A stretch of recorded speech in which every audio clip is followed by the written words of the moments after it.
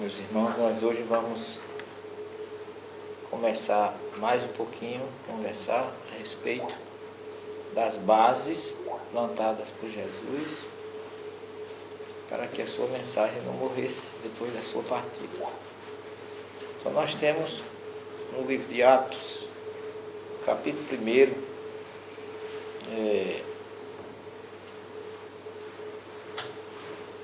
1, Lucas fala, a partir do versículo 2: desde o princípio até o dia que, depois de ter dado pelo Espírito Divino suas instruções aos apóstolos que escolhera, foi arrebatado aos céus.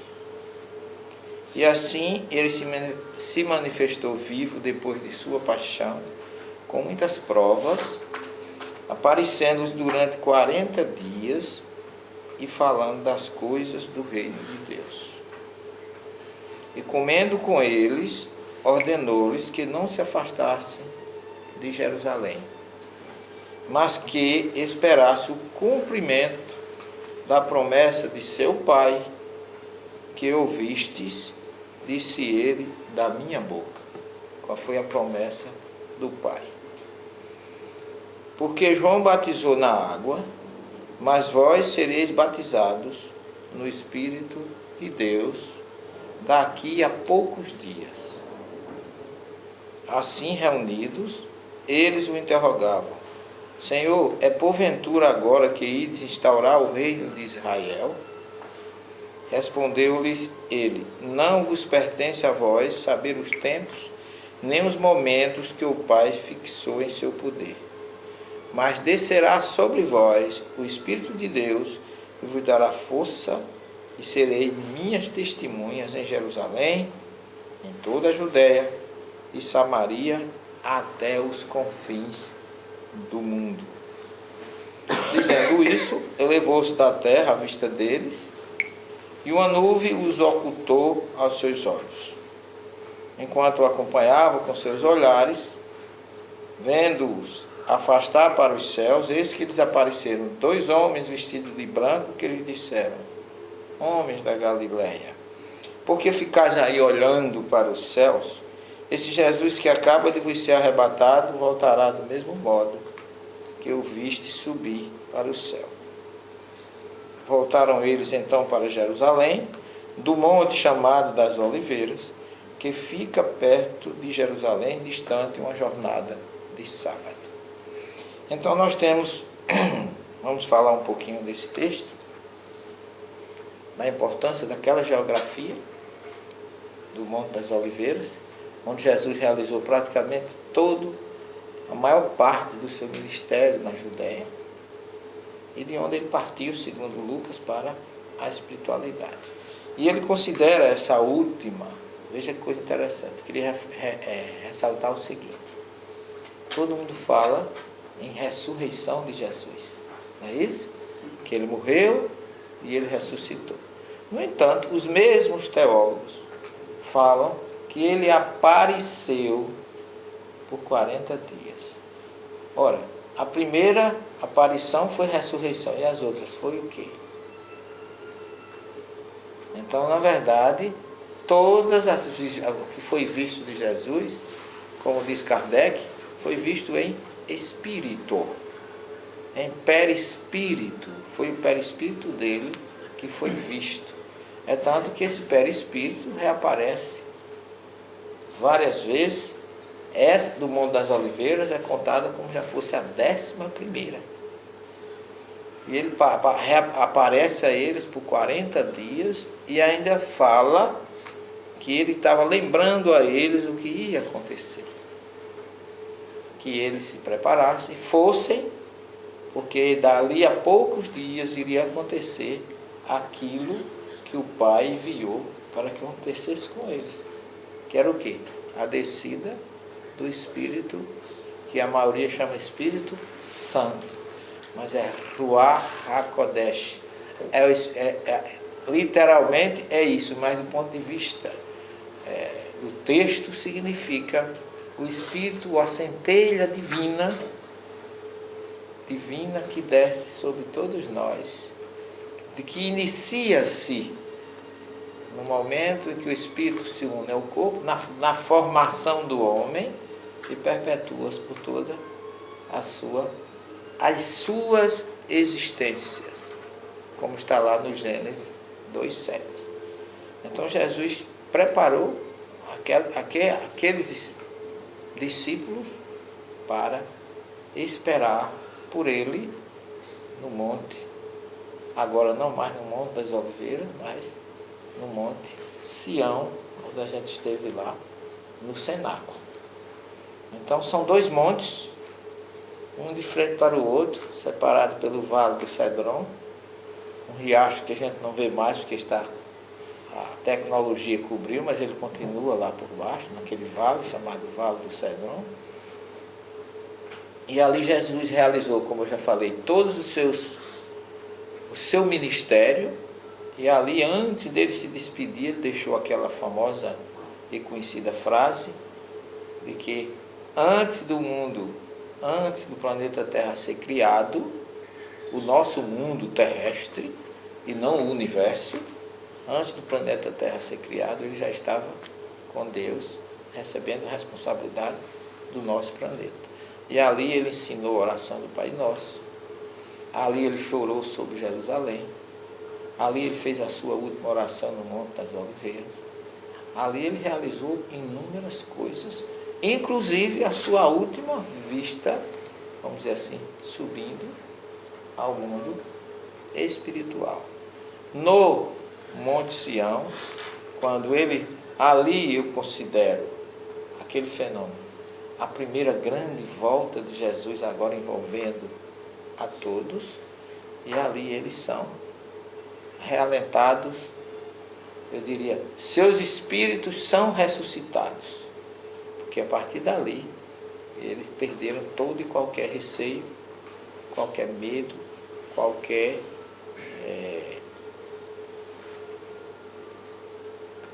vamos dizer assim, qualquer falta de confiança no futuro, porque os reaparecimentos de Jesus tinham como objetivo acabar com eles a ideia de que a morte o tinha destruído, e ao mesmo tempo que ele estava ali para dar a força de que eles necessitavam.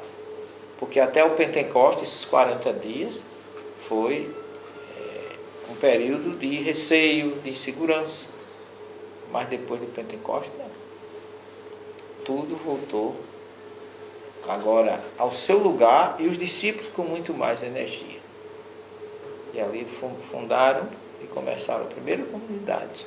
Começaram a divulgar Jesus como Messias, começaram a fazer, não milagres, mas curas, como o aleijado que ficava na porta do templo, que Pedro vai orar, e ele pede uma ajuda, e Pedro disse: eu não tenho nem ouro nem prata, mas em nome de Jesus levanta-te. E o homem ficou imediatamente curado. E isso já começou a chamar a atenção, e começa a perseguição, porque naquele período era a maior e mais real e importante forma de que as pessoas prestassem atenção em quem realmente tinha sido e quem era Jesus. E os seus representantes começaram a fazer feitos miraculosos, vamos dizer assim. E o livro de Atos separa esses dois períodos distintos. O primeiro, Atos de Pedro, a primeira parte do livro de Atos até o capítulo 13, em torno dos feitos ou dos atos de Pedro, que começa a divulgar, a pregar, a passar por dificuldades, por prisões. E naquele momento, segundo Lucas, eles reunidos chegaram à conclusão que precisavam escolher alguém para substituir Judas.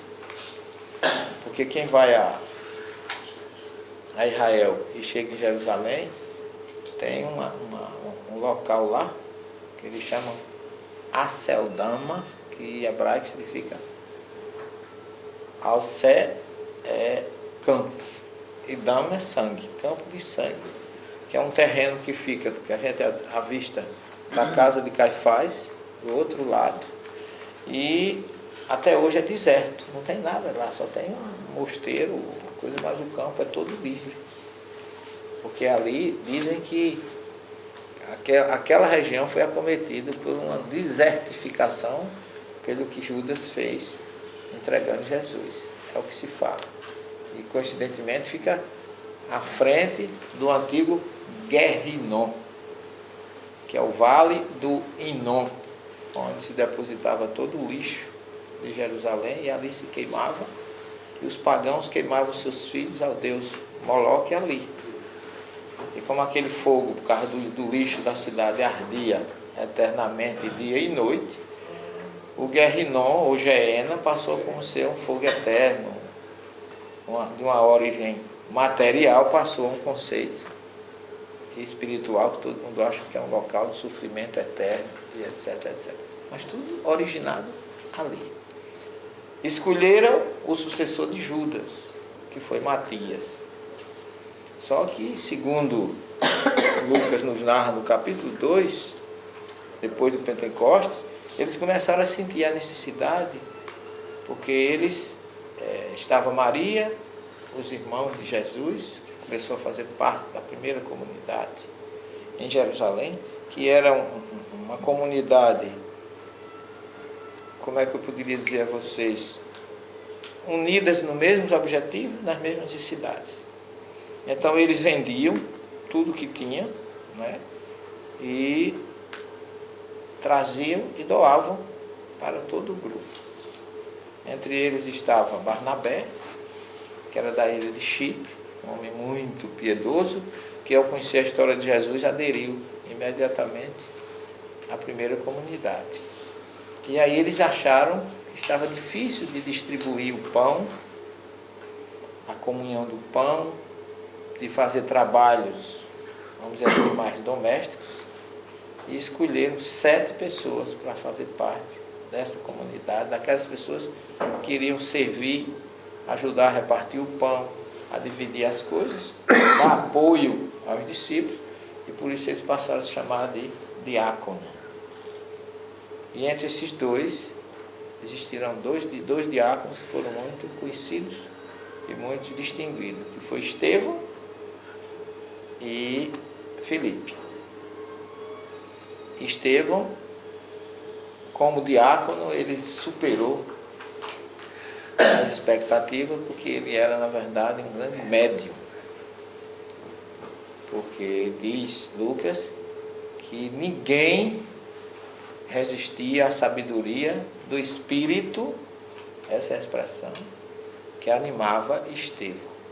Quer dizer, o Espírito que estava com Estevão vencia qualquer sabedoria, discutia com todos, estavam na alta cúpula, na aristocracia judaica em Jerusalém, e Estevão discutia com todos eles com conhecimento, com capacidade.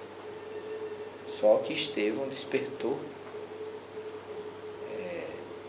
repulsa entre os judeus, e o maior líder dessa questão se chamava Saulo.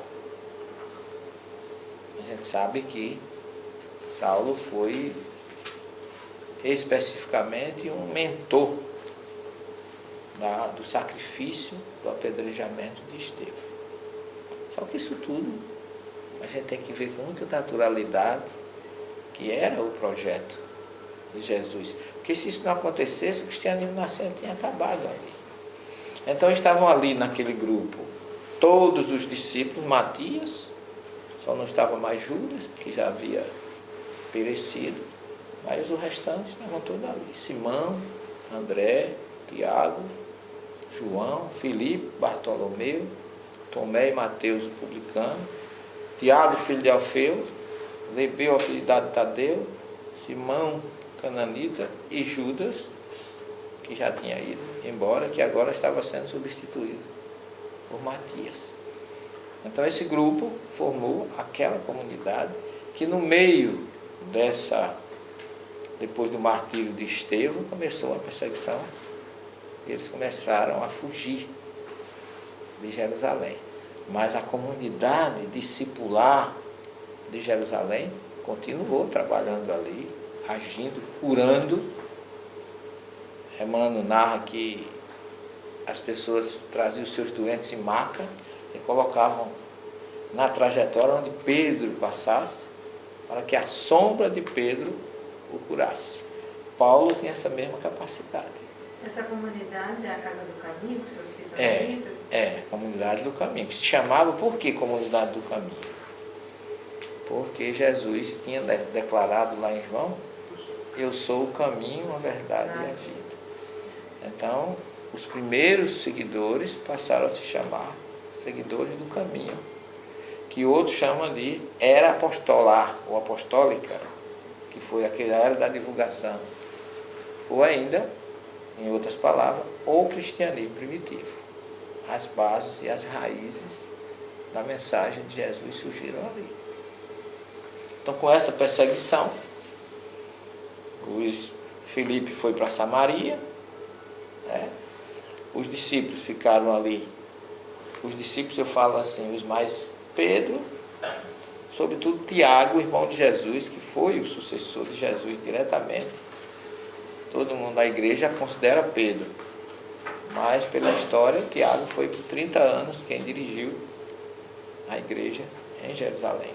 Esse Tiago é irmão de carne. Irmão de Jesus, sim, irmão de carne. Tiago justo, que ele tinha, segundo Marcos, Jesus tinha 4 irmãos: Judas, José, Simão e Tiago, ou Jacó, né, que é o nome hebraico, e no mínimo 2 irmãs. Todos mais novos que ele? Sim, ele não era o primogênito de Maria, né? E Judas tinha assim, aliás, Tiago tinha vamos dizer assim, uma fidelidade muito grande a Jesus, porque parece que eles não se uniram muito durante a história, algumas narrativas, mas depois que Jesus é crucificado, você vê que em Atos ele fala que a família de Jesus se reuniu ao grupo Maria e seus irmãos. Só que quando começa a perseguição, João se lembra, segundo Eusébio, Cesareia, João se lembra da promessa que tinha feito a Jesus de cuidar de Maria e foge com Maria para a cidade de Éfeso. Primeiro ele passa por a Síria, Antioquia e vai até Éfeso. E aí você vê que o cristianismo começa a subir para o norte, fugindo das perseguições, mas com o objetivo de que seja... Jesus já tinha prometido, vocês viram aqui quando a gente leu, que a mensagem dele iria até os confins da terra. Mas quem perseguiu mais o cristianismo? Os romanos ou os judeus? Olha, os dois. Eu diria que a perseguição judaica do cristianismo foi mais teológica, porque o que Jesus fazia na época, enquanto ele estava encarnado, agradava muito aos judeus, desagradava aos romanos. Por quê? Porque para o judeu, que tinha uma verdadeira ojeriza aos romanos, que os oprimiam, que os escravizavam, matavam e lutavam, o judeu ansiava pela uma libertação, porque eles, independente disso, eles achavam uma grande injustiça. Se o profeta Isaías disse que para Deus não há acepção de pessoas, como é que o romano podia fazer o que estava fazendo com eles? Escravizar, oprimir eles na terra dele. Então eles não aceitavam aquilo. Eles ansiavam por uma libertação. E daí porque eles tinham em Jesus uma simpatia muito grande. Que Jesus parecia ser alguém que fosse um veículo de libertação do povo, que ele era judeu. O problema teológico dele seria, vamos dizer assim, algo que no judaísmo isso é muito comum, discordar de uma opinião, discordar de um entendimento é uma coisa muito comum no judaísmo. Depois dos encontros deles nas sinagogas, tinham as discussões imensas. Até se diz que, tem um ditado que diz que onde tem 2 judeus, tem três opiniões diferentes e 4 partidos políticos. Porque eles são realmente dissidentes, as opiniões deles são contundentes e são muito clássicas. Então Jesus chegar pregando o que ele pregou, não iria causar um motivo para que eles matassem Jesus. É tanto que quando eu era seminarista, comecei, eu não entendia porque é que o povo dizia que o judeu matou Jesus e eu vi o soldado romano carregando Jesus para a crucificação. No Evangelho segundo o Espiritismo, se eu não estou enganada, aquele capítulo dos Trabalhadores da Última Hora, Kardec faz a referência com relação a isso que o senhor está falando. Então ele diz que o povo judeu não tem culpa de ter matado Jesus. Sim, simplesmente os fariseus e os saduceus e os romanos. Na verdade, se você ler João 11:47, você vai encontrar lá um comentário a respeito disso. Por quê? O que Jesus fazia, na verdade, Roma ficava sempre, quando ela colonizava um local, ela tem que ficar vigilante, para não aceitar revolta, não aceitar rebeliões, abafar. E o que Jesus fazia com as curas, com as multidões o seguindo, isso politicamente representava um perigo para Roma. E o grande, vamos dizer assim, a gota d'água, foi Jesus entrar montado no jumento, dentro de Jerusalém, ovacionado pela multidão. Politicamente aquilo teve uma força imensa para despertar. A ira, né? Não diria nem a ira, mas a preocupação romana. É tanto que você vê João dizer, aí que eu volto, em 11:47, quando todo mundo diz assim, os sumos sacerdotes, os sacerdotes reunidos, e Caifás, que era o sumo sacerdote daquele ano, diz assim, se Jesus continuar a fazer o que ele anda fazendo, vai ser, os sumos sacerdotes comentando, vai ser muito difícil para nós. Roma está de olho. Aí Caifás diz assim, vocês não sabem o que está acontecendo. É preciso que um morra para que muitos sejam poupados. Então Pilatos já tinha conversado com ele e tinha dito, eu quero esse homem. Se você não me entregar, vai morrer muita gente. E naquela época, na Gália antiga, tinha havido uma revolta dos invadidos por Roma, e essa rebelião foi contida. Roma levou todos os homens para a praça pública e cortou as mãos deles todas. Ficaram mutilados das mãos, para que quem visse aquele pessoal soubesse que aquele foi porque tentaram se opor a Roma. Então, a morte de Jesus na cruz, hoje a gente pode entender que salvou os próprios judeus da morte. Porque se ele não tivesse sido entregue, muitos iam morrer. Então, quando se diz que Jesus foi morto pelos judeus, não. Caifás o entregou, mandou prendê-lo. É tanto que quando ele é preso, ele vai para o palácio de Caifás, aonde tem a história do galo cante, etc. Quem foi da Israel sabe disso. Então a história está bem encaixadinha, bonitinha, quando você vê por um prisma, não do antissemitismo que muita gente colocou nessa história. Eu não estou aqui para defender judeu não precisa da minha defesa, como espiritismo não precisa de minha defesa. Mas a história mostra uma coisa completamente diferente, que o julgamento e a morte de Jesus tem erros crassos. Mas e os judeus, o que falam? Os judeus, eles falam que por que eles queriam matar Jesus? Qual era o que eles ganhariam com a morte de Jesus? Ou em outras perguntas, quem ganharia com a morte de Jesus? Roma ou Israel? Tá certo? Eles não a culpa mesmo deles. Claro, eles não culpam, eles não se colocam, eles foram vítimas de um antissemitismo que foi criado por Roma. Tá certo? Então, o Supremo Tribunal nunca se reuniu à noite. O Sinédrio nunca se reuniu à noite. É o primeiro erro que existe aí. Roma, nunca Pilatos nunca permitia a entrada de judeu no seu palácio?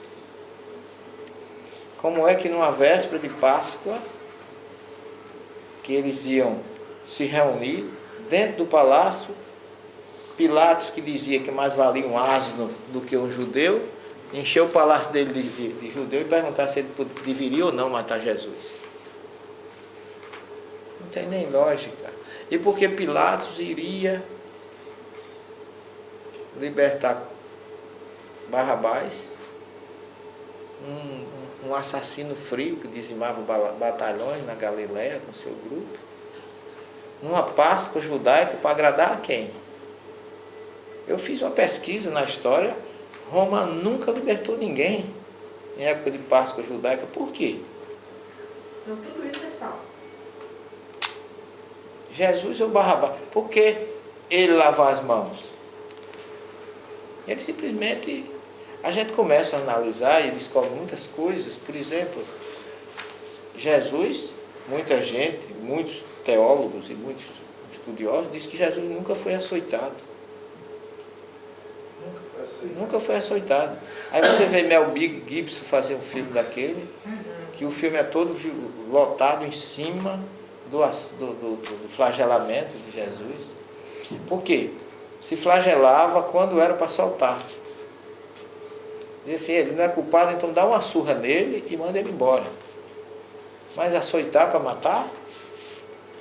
Não tinha cabimento. Pilatos simplesmente disse, lave minhas mãos, vá lá e mata esse homem. O que eu quero é ele morto. Porque ele representa o perigo para Roma. E não perguntar ao povo se deveria ou não matar. Se alguém quiser aprofundar mais nesse curso, leia o julgamento de Jesus por um jurista judeu que foi do Supremo Tribunal de Israel, que conhece a história de Israel, conhece a história do judaísmo e conhece o julgamento de Jesus como juiz que ele era. Então ele mostra todos os erros. É Coim o nome dele. O nome é? Coim. Coim. É. Então, Raim, H-A-I-M, o julgamento de Jesus. Você vai encontrar nas principais livrarias do Brasil, aquela que comprou a Siciliano, como é o nome dela? FENAC. Não é. Saraiva. Saraiva. Você encontra. Ok? Depois quem mas quiser. É um peso muito grande, né, para os judeus carregarem, né? Exatamente. Já é um povo tão perseguido. Imagina se a gente de repente pega um brasileiro e alguém vem e mata e diz que foram os brasileiros que mataram. Porque eles tinham interesse de matar Jesus. Eles tinham as diferenças dele de interpretação, de idealismo, mas nunca motivo para mandar. E outra coisa, se Jesus tivesse sido morto pelo judeu, ele tinha sido apedrejado e não crucificado.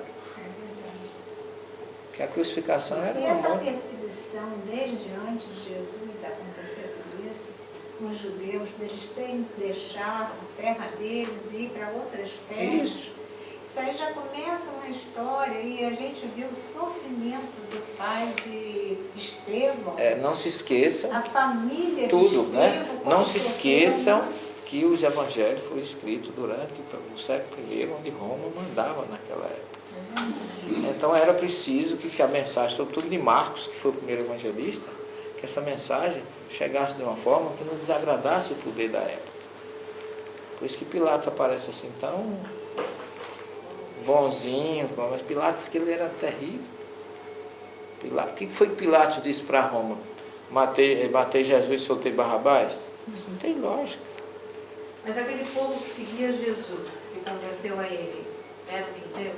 Todos judeus, galileus, Decápolis, Síria, daquela região do Além Jordão, da Judéia, da Galiléia. Agora era um povo, que aí é que vem a questão. O judeu acredita que o Messias viria libertar Israel e implantar o reino de Deus na terra. Essa era a visão sobre o Messias. É tanto que quando o povo grita, veja bem, com aqueles ramos, Oxianá, que em hebraico quer dizer salva-nos, por favor, não era salvação espiritual, não. Era salva-nos de Roma. De Roma. Salva-nos da perseguição romana. Nós estamos precisando de alguém que nos liberte dessa injustiça. Nós estamos precisando de alguém